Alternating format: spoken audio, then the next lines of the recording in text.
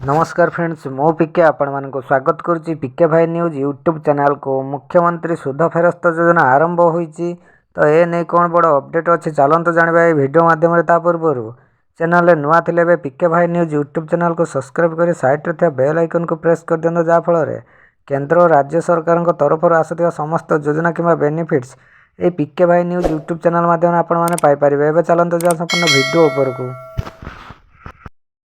मुख्यमंत्री सुध फेरस्त योजना आरंभ होईची कोविड महामारी पाई राज्यर एमएसएमई क्षेत्र क्षतिर सम्मुखीन होइतिला। याकु दृष्टि रखी उद्योगी मानकर क्षतिभरणा पाई सरकार सुध फेरस्त व्यवस्था करिसंती।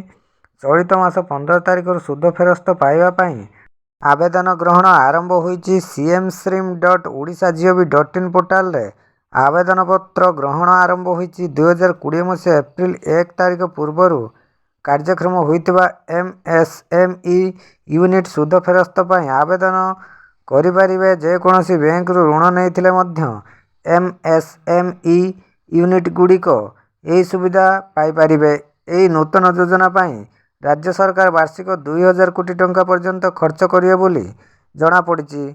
तो यह तो थिला आपण मानक पई बहुत बड़ अपडेट। यही इनफॉर्मेटिव वीडियो पाइबा पई आम चैनल पिके भाई न्यूज यूट्यूब चैनल के सब्सक्राइब कर साइड रे बेल आइकन को प्रेस कर दिखाँ जहाँफल केंद्र और राज्य सरकार तरफ आसुवा समस्त योजना कि बेनिफिट्स ये चैनल माध्यम आपण मैंने पाइपर। थैंक्स।